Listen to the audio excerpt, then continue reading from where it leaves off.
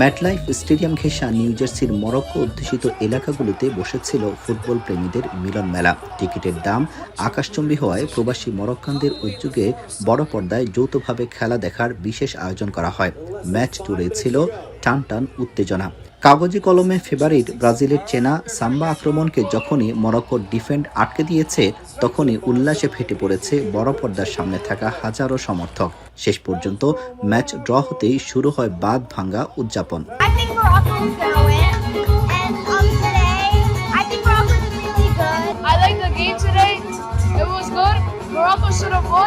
Morocco almost beat Brazil, but they tied the game. Moroccan team, because I support them. Very good. I like it. I like the way how they play in this time.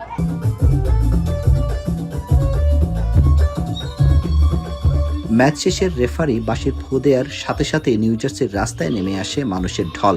লাল সবুজ পতাকা হাতে নিয়ে ঐতিহ্যবাহী drum বাজিয়ে America প্রবাসী মরক্কোর নাগরিকরা মেতে ওঠেন নাচে গানে। I feel like the game was pretty good, but Brazil's actually pretty strong and Morocco's also strong.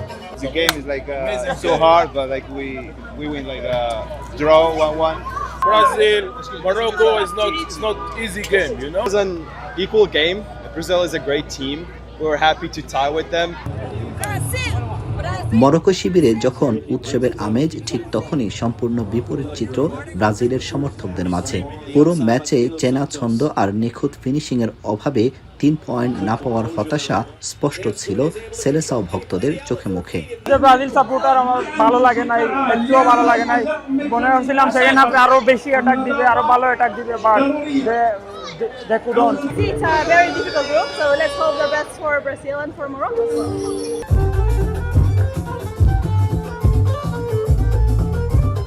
মাঠের লড়াই শেষ হয়েছে সমতায়। তবে নিউ জার্সির এই মরক্কো অধ্যুষিত এলাকার বড় পর্দার উন্মাদনা আর দুই দলের সমর্থকদের আবেগ ছুঁয়ে গেছে সাধারণ ফুটবল প্রেমীদেরও। মরক্কো শিবিরের এই ড্রয়ের উল্লাস আর ব্রাজিলের সমর্থকদের মন খারাপের গল্পই বলে দেয় বিশ্বমঞ্চে প্রতিটি পয়েন্টের মূল্য কতটা চড়া। শেষ পর্যন্ত ড্রতেই শেষ হলো মরক্কো ব্রাজিল হাই ভোল্টেজ ম্যাচটি। ব্রাজিলের সমর্থকরা এতে মন খারাপ করে ঘরে ফিরলেও মরক্কোর সমর্থকরা তাতেই কিন্তু খুশি।